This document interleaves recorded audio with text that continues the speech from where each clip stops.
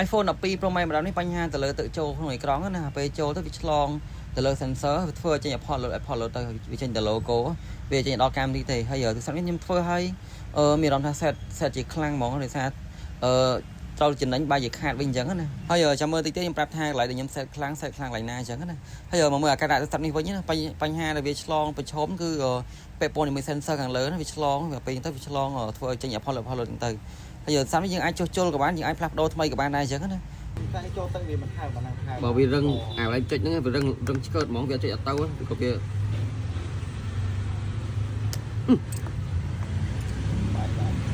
ម៉ែវាអើយ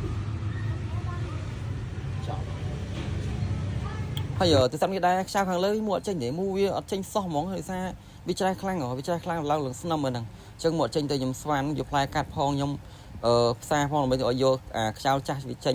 ទៅវានៅអត់ចេញហ្មងដោយសារវាច្រេះខ្លាំងពេកអញ្ចឹងខ្ញុំជំនួយចុងក្រោយខ្ញុំមានតែកាត់អាខ្ចៅចេញហ្មងហើយអញ្ចឹងមិនថាការងារខ្លះមិនគាត់ទៅបានលុយទេដោយការងារជាក់ស្ដែងខ្ញុំខំព្យាមូលពេលយើងគាត់រៀនធ្ងន់ឯងទៅបែកកញ្ចក់មកគាត់បណ្ដោយតែយើងមិនធ្វើឯសារនេះចាប់មួយរបស់ខ្ញុំប្រចាំដែរអញ្ចឹងណាក៏យកមកធ្វើខ្ញុំរហូតទេយើងអត់កញ្ចក់អសងគាត់ទៅរួចរាល់ហើយអញ្ចឹង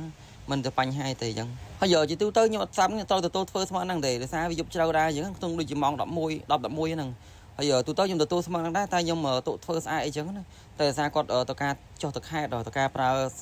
ស្អាតឡើងអញ្ចឹងខ្ញុំគាត់បានធ្វើគាត់ទាំងយប់ទៅហើយពេលជាក់ស្ដែងនេះធ្វើទៅចូលដើមមកដល់ចូលដើមបែកកញ្ចក់គាត់អញ្ចឹងណាប៉ុន្តែយើងអត់សងគាត់វិញទៅហើយ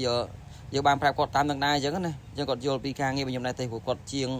ដែរអញ្ចឹងថាជាងផ្សេងគ្នាអញ្ចឹងណាចឹងថាសងអីទៅគេខ្ញុំក៏សងដែរអញ្ចឹងណាព្រោះការងារជាងទូរស័ព្ទជាមិនផុតទេខ្លាំងយ៉ាងណាក៏ដោយត្រូវសងខ្លះដែរមិនអត់ទេត្រូវសងហ្មង